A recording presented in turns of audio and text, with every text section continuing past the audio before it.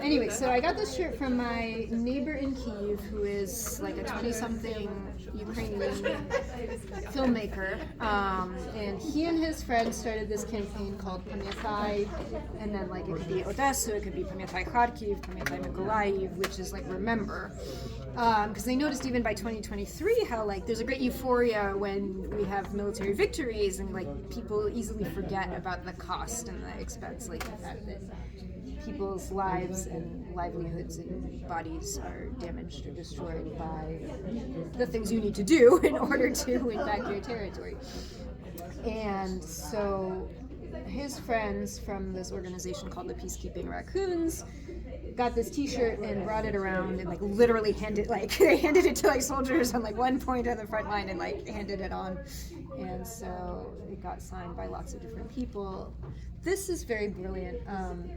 If you're not a Ukrainian speaker, it might not be obvious, but Rusny, this is 3.143, etc. That's pi. Right. Yeah. In Ukrainian, it would be pronounced as pi. And if you know what pizda means, it's basically like, let's see, what would be the appropriate Russian English translation. I mean, like a nice way to put it would be like Russia's in deep shit. To put it mildly. Anyways, so behind me is the flag of the other organization that this raffle is going to support, and the organization is called Hero of Ukraine, and they support a team whose name is Ziptache, or the Angry Birds.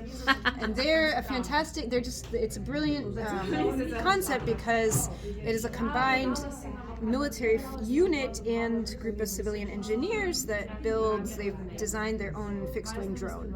It's a combat drone, it drops bombs on Russian positions. And they developed it like out of nothing. I met these people in the summer of 2022 in Mykolaiv, they're in the book.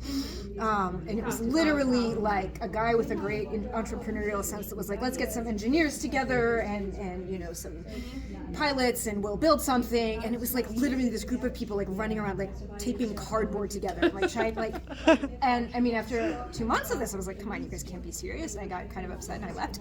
And then like 3 months later, you know, by the winter time I get a call and I get like this video, and it's like, we've designed a proper drone, and since the beginning of 2023 they've been developing this airplane, and it's one of the top, whether like 3 or 5 drones being used by the army right now. Wow. And what's really great about it is because they're both a military unit and the engineers that like actually design and upgrade it, they have direct communication. So like if you have a drone being manufactured by a company somewhere, like they'll have their designers and blah blah blah blah blah. It goes to the front reports on, you know, how it works. They'll go back and tweak something. By the time all of that happens, you lose a lot of time. Things are changing technologically. Like every 6 months they need to completely change their system because it's all electronics.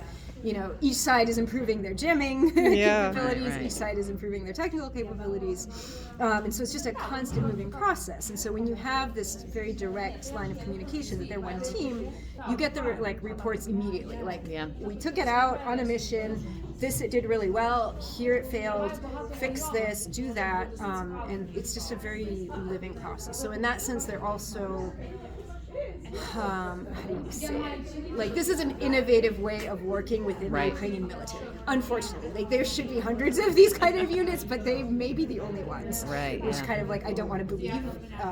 That's what they say. I'm like, no, please don't let that be true. So by by the fact that they're doing this in the military, they're also kind of proving that it works, and creating an example and a model for really good kind of civilian military cooperation. Yeah.